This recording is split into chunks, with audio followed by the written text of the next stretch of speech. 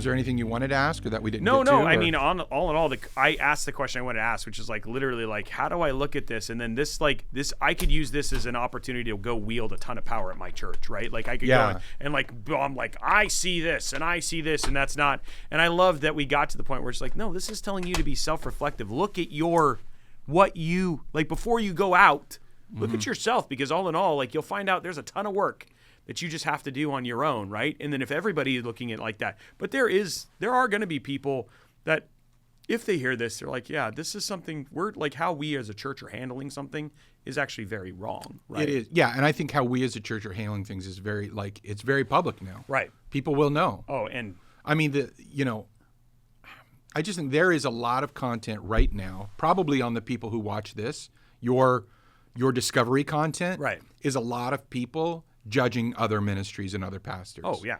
There's just a ton of it, right? And I guarantee you that they're using this verse to justify it. And that's not what this is. I don't think that's what this is about. I really don't, because I think that part of it is, I don't know what to do with that, because I have a lot, I get a lot of, well, what do you think of, right? And someone will say, oh, someone will bring a name to me and they'll be like, oh, what do you think of such and such? Or did you hear what X said or whatever, right? By the way, 9 times out of 10, I didn't hear it. I don't know what they said. Yeah. I wasn't there. I get the same thing you get, a clip on social media, more than likely completely out of context.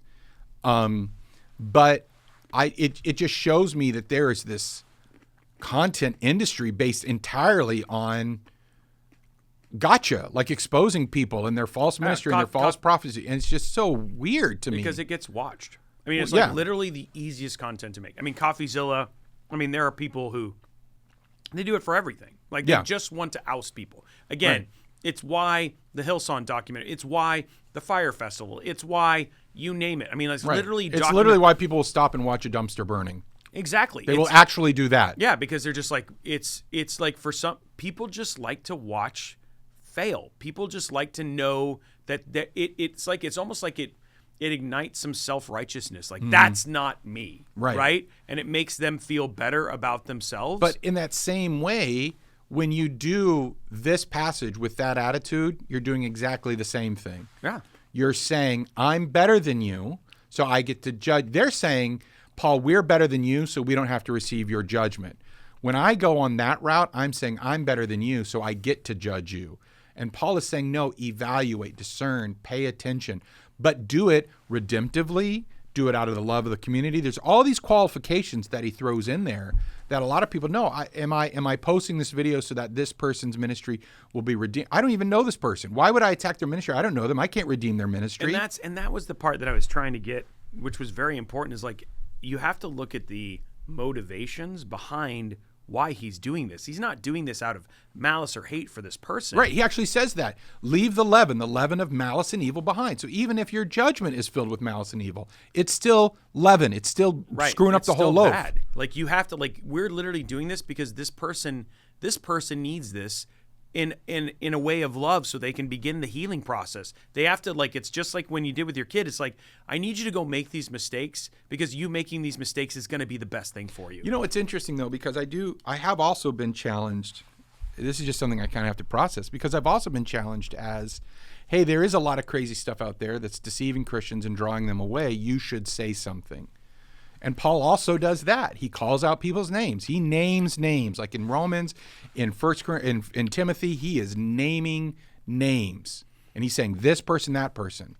But he does it with apostolic authority. I don't have apostolic authority. I'm just a guy. That's actually really hard, right? Because, like, that was the thing that you were, like, when I was talking, I wasn't kidding. Like, there's so much to unpack there, right? Mm-hmm. Because all in all, like, it's like, who watches the watchers? You know what I mean? Like, in a lot of ways. And when they had that level of authority, it made sense. But nowadays, it's like there isn't something. Well, Fee points that out. He says, here's all these things that are true. It has to be, it's a communal thing. It's based on a righteousness that comes only from God. Like, he gives you all this list, and he says, and by the way, now, and it's not like back in Paul's day, there wasn't another church to go to.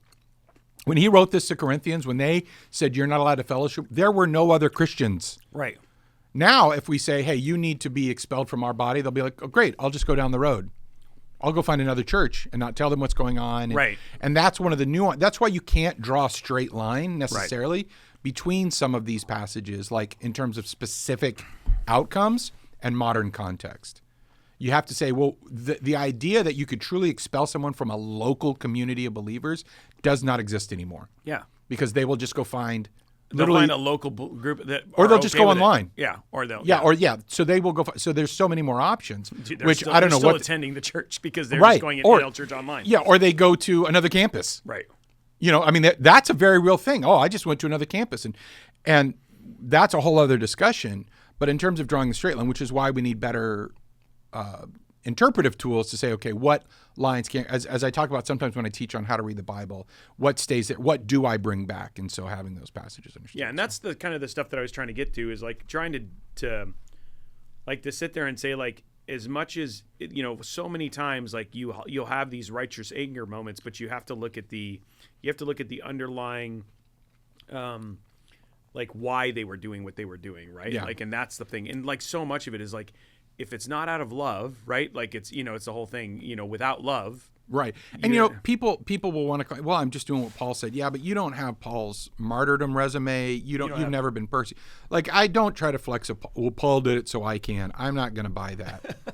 Paul personally, was dealing with personal revelations from Jesus for 14 years before he ever stepped into ministry.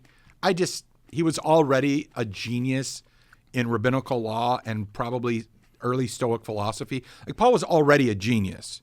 And then he was personally mentored through personal revelations of Jesus Christ for 14 years before he started, exercising this sort of authority. Plus, he was also willing to work for a living, to not be supported by any one given community, and he was martyred. Okay, start checking some of those boxes and maybe, but yeah, I'm just a guy. I'm just a guy. I'm just a guy. Standing in front of a guy eating grapes. There we are.